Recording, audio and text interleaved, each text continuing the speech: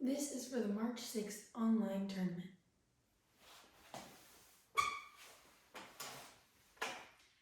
Martha, this is University Health Services. I need to get in touch with you immediately regarding the results of one of the tests you requested. Please get in touch with me as soon as possible. Martha Beck and her husband John were both Harvard students in their middle 20s with high IQs and aspirations of earning their doctorates when they received the news that their unborn son Adam had Down syndrome. According to the CDC, about 6,000 babies born each year in the United States have Down syndrome, making it the most common chromosomal condition diagnosed in the United States. Even though doctors, advisors, and friends warned them about keeping the baby, Martha was insistent on giving him life. In her memoir, Expecting Adam, Martha tells of her story of grief, denial, and finally acceptance of Adam in their lives.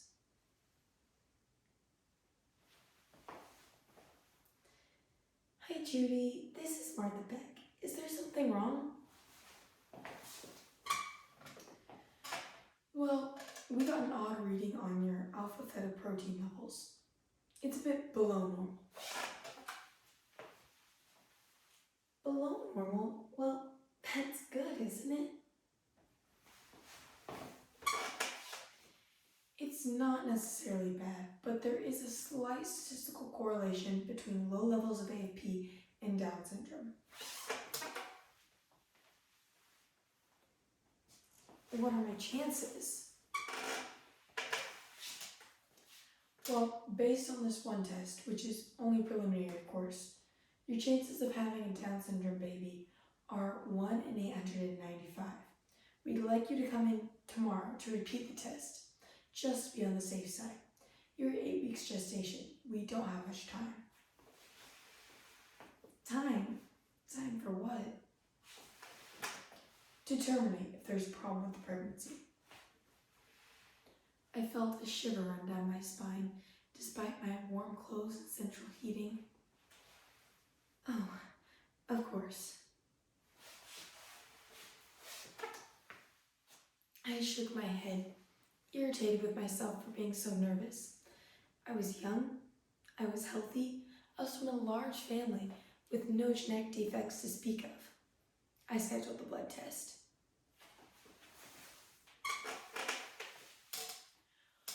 What exactly is the problem? We have a 1 in 895 shot at a retarded baby.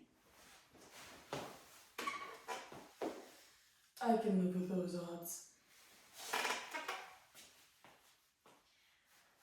I'm a little scared. That's understandable, but even if there is a problem, we've got it in plenty of time. Worst case scenario is you have to have an abortion. Might have to have an abortion. Have to have an abortion? Since when do you decide what I have to do with my body?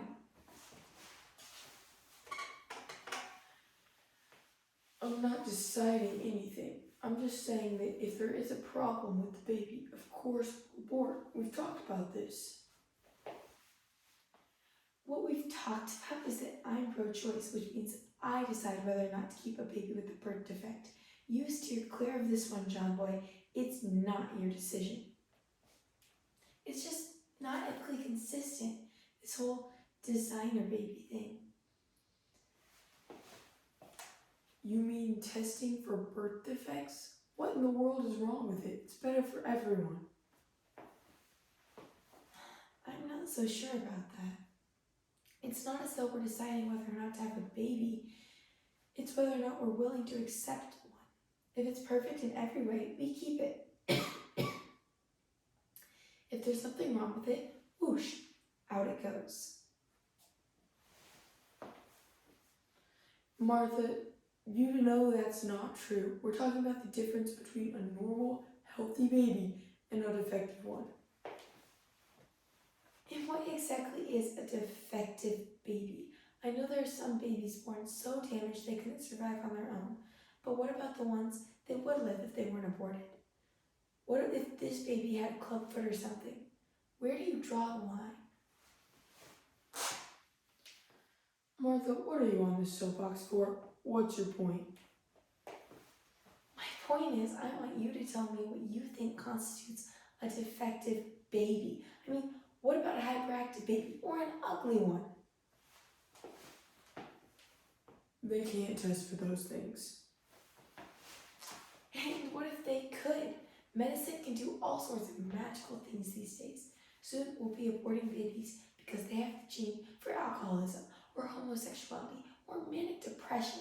Did you know that in China they abort a lot of fetuses just because they're female? Is being a girl defective enough for you?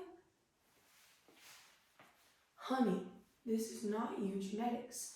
We aren't talking about breeding a race of supermen. We're talking about taking some of the tragedy out of life. And do you think that aborting an abnormal fetus does that? You think that just because a baby isn't born yet, it doesn't exist, get rid of it before any man ever sees it and it never even happened? Ask any woman who's 5 months pregnant whether her baby exists or not. All of a sudden, my eyes filled with tears. I knew I was grieving, but I didn't know why. The results from the second blood test came back in the low to normal range, meaning that I had no reason to fear that Adam had Down syndrome. However, I had badgered Judy Trenton so much that she suggested that I schedule an amniocentesis, a procedure in which fluid is taken from the uterus and analyzed for fetal abnormality.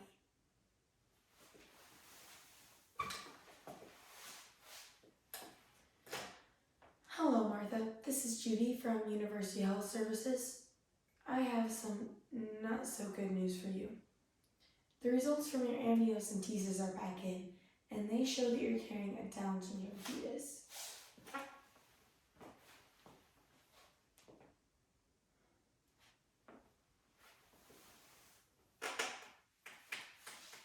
Martha? Martha, are you there? Yeah. By the time the Down syndrome had been diagnosed, I could no more have asked for an abortion than I could have shot my older daughter Katie in the head. I don't want to terminate the pregnancy. About a week after the diagnosis, I hadn't eat or sleep.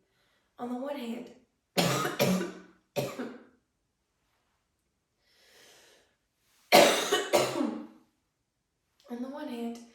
I was still having a baby. On the other hand, all the problems associated with Down syndrome were beginning to scare me. I went into an alternating state of terror and protectiveness toward the baby.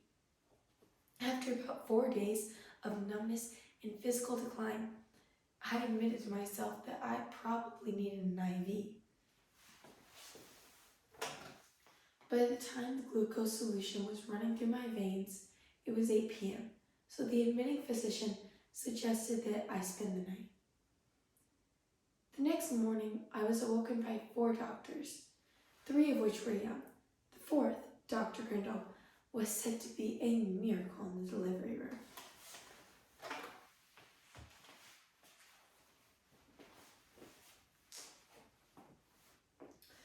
Good morning, Martha. Your chart shows that you haven't eaten in 4 days. We all know what you're trying to do, but there are more effective ways to get rid of this problem than starving yourself until the fetus dies. Excuse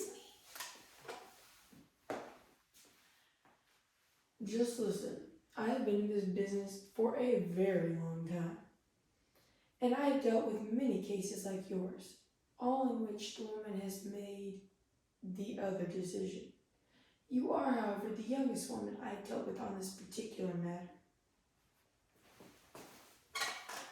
You think I'm making this decision because I'm too young to know better? Do you even know the heavy burden that you're placing on your family? 80% of couples who have a child with this condition end up divorcing.